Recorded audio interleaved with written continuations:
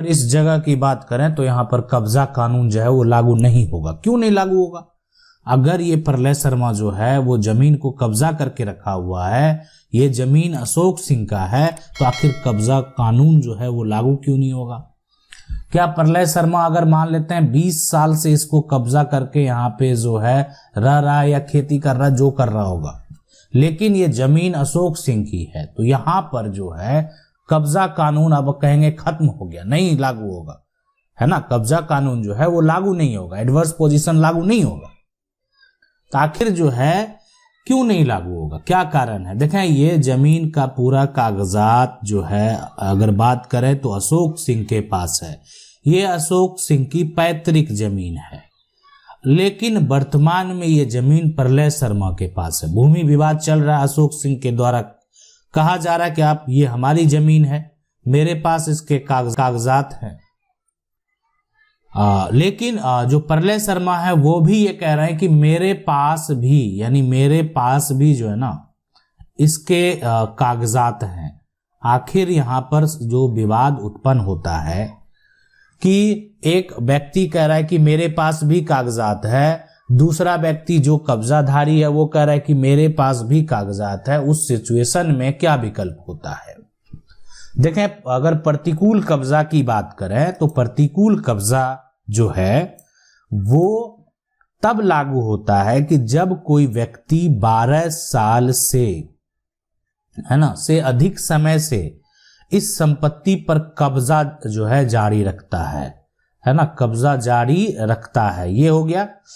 अब ये सवाल उठता है कि ठीक है ये तो रखा, लेकिन जो प्रलय शर्मा है उसके पास कोई भी कागजात भी नहीं है, कागजात नहीं है, यानी इस व्यक्ति के पास कोई कागजात नहीं है। इसको पता है कि ये जमीन दूसरे की है, लेकिन ये 12 साल से अधिक समय से इस पर जो है एक तरह से कब्जे में है, लेकिन संपत्ति का मालिक जो है आज तक जो है पूछने नहीं आया, आज तक किसी प्रकार का FIR दर्ज नहीं कराया, आज तक जो है किसी प्रकार का कोई भी कानूनी प्रक्रिया भी नहीं किया कि ये संपत्ति जो है वो किसका है।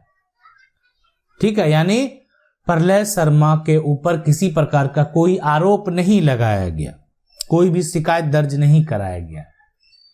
ठीक है, इस जमीन का जो है वर्तमान में जो मालिक हैं वो कोई और है, किसी और के नाम पे दर्ज है, लेकिन यहां पर ये व्यक्ति के द्वारा व्यक्ति को एक अधिकार दिया गया, अधिकार दिया गया जो है कि अगर ये 12 साल से अधिक समय से कब्जे में है तो प्रतिकूल कब्जा के तहत जो है ये अपना दावा, मालिकाना हक का दावा पेश कर सकता है। मालिक नहीं बन सकता, ये नहीं, हम ये नहीं कह रहे कि वो मालिक बन गया, अब मालिकाना हक का दावा पेश कर सकता है।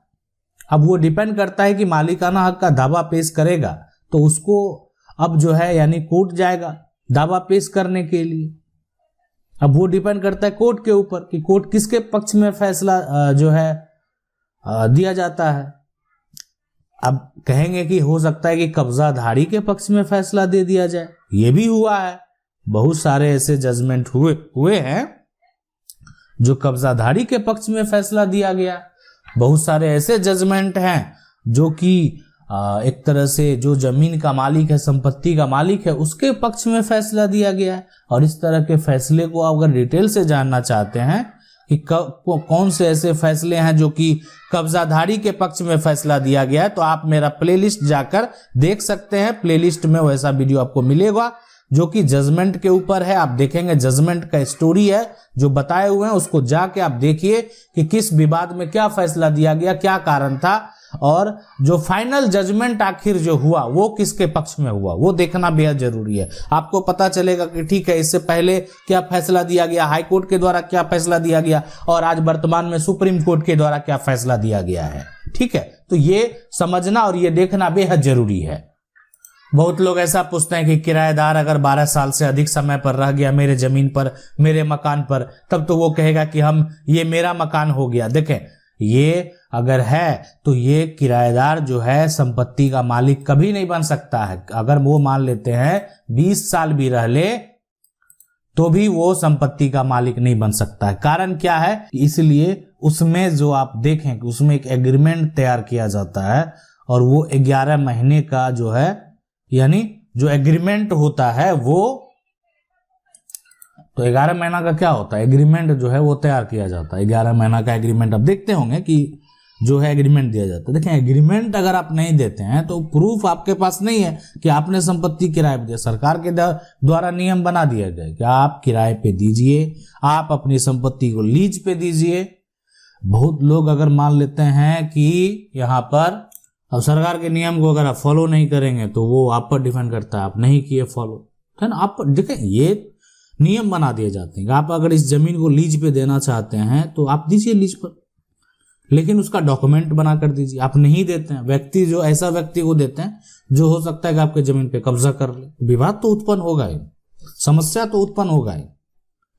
लेकिन यहां पर जो प्रलय शर्मा का विवाद था इस प्रकार था कि अशोक सिंह के पास जो जमीन का कागजात है, यानी इनके पास जो जमीन का कागजात है वो यानी 1918 के समय का है।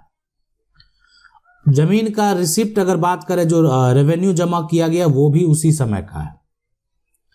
लेकिन इस व्यक्ति के पास जो कागजात है वो नया सर्वे के अनुसार है। अगर बात करें सरकार के अधिकारी इसी प्रलय शर्मा की बात सुनेंगे। इस प्रलय शर्मा के नाम जमीन कैसे हुआ, इससे जो राजस्व के अधिकारी हैं, अंचल स्तर के अधिकारी हो, अनुमंडल स्तर के अधिकारी हो, वो इस बात को वेरीफाई नहीं करेंगे आखिर ये हुआ कैसे। लेकिन यानी उस बात को वेरीफाई नहीं करना उनको कि ये हुआ कैसे, लेकिन करना क्या है, या उनके अनुसार यानी देखा जाएगा कि हमको जो इंफॉर्मेशन मिला है जिला कार्यालय से, सरकार इंफॉर्मेशन मिला जिला कार्यालय से, उसमें ये जमीन किसके नाम से, उसके ये जमीन जो है प्रलय शर्मा के नाम से अगर है तो इस व्यक्ति का प्रतिकूल कब्जा नहीं है, इस व्यक्ति का, ये व्यक्ति जो है कब्जाधारी नहीं है, ये व्यक्ति अनुकूल कब्जा में है। मतलब इसके नाम से जमीन है और इसी के पास जो है जमीन कब्जे में भी है और इसके पास अभी वर्तमान में अगर देखा जाए तो कागजात भी है। तो आपका ये पुराना कागजात जो आपके पास है, अगर आप उससे दावा करेंगे तो आपको पहला काम है कि आपको सिविल कोर्ट जाना पड़ेगा, है ना। और सिविल कोर्ट अगर आप जाएंगे तो आपको पुराना कागजात, जितना सारा कागजात है वो सारा कागजात निकालना होगा, यानी ओरिजिनल कागजात आपके पास होना चाहिए, है ना। यानी जो कि आप जिला के अभिलेख से आपको निकालना पड़ेगा। आखिर आप जो दावा पेश करेंगे, ठीक है, मान लेते हैं कि आप कहेंगे कि मेरा खतियानी प्रॉपर्टी नहीं है, तो आप जिला के निबंधन से निकाल लीजिए, है ना।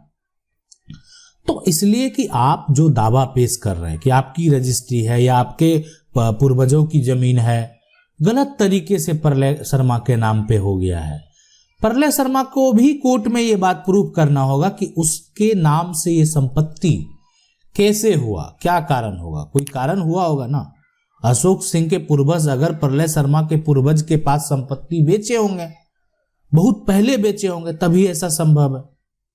तो ये जब विवाद शुरू होता है तो उसमें इस व्यक्ति को जवाब देना पड़ेगा कि इस व्यक्ति के नाम से जमीन का खतियान बना हुआ है, तो खतियान बनने का मुख्य कारण क्या है। और अशोक सिंह के जो हैं और इनके जो भाई होंगे, जो भी होंगे, परिवार के सदस्य होंगे, पिता होंगे, उनको ये जानकारी नहीं है। वो ये कह रहे हैं कि ये नहीं है, वो ये कह रहे हैं कि ये संपत्ति मेरी है, हमारे पूर्वज के द्वारा संपत्ति नहीं बेचा गया। अगर प्रलय शर्मा इस बात को प्रूफ करने में असफल हो जाएंगे कि ये जमीन इनके नाम से सर्वे कैसे हुआ, तो इसका सर्वे टूट जाएगा और संपत्ति जो है पुनः अशोक सिंह को प्राप्त हो जाएगा। ये पूरा प्रक्रिया होता है। तो इसीलिए इसमें तो दोनों जोर लगाएंगे। प्रलय शर्मा भी जो है उस बात को प्रूफ करने का प्रयास करेंगे, दोनों के द्वारा जोर लगाया जाएगा, ठीक है। अब डिपेंड करता है कि किसकी जीत होती है। अगर प्रलय शर्मा के पास ऐसे प्रूफ हैं, कागजात हैं, अभी वर्तमान में उनके नाम से है, तो इसका मतलब है कि वर्तमान में वो संपत्ति के मालिक हैं। प्रलय शर्मा चाहेंगे तो बेच भी सकते संपत्ति को, लेकिन अगर वो संपत्ति जो पुराना इंफॉर्मेशन है, खतियान है, पुराना दस्तावेज है, उसमें अशोक सिंह के नाम से दर्ज है और सर्वे में त्रुटि के चलते अगर प्रलय शर्मा के नाम पर हो गया है और ये बात स्पष्ट हो जाता है, प्रूफ हो जाता है, तो उस केस में जमीन का सर्वे जो है वो टूट जाता है। आशा करते हैं वीडियो अच्छा लगा होगा। वीडियो को लाइक जरूर कर दे। चैनल को पहली बार देख रहे हैं सब्सक्राइब करके जो बेल आइकन है उसको जरूर दबा लें। मिलते हैं अगले वीडियो में, तब तक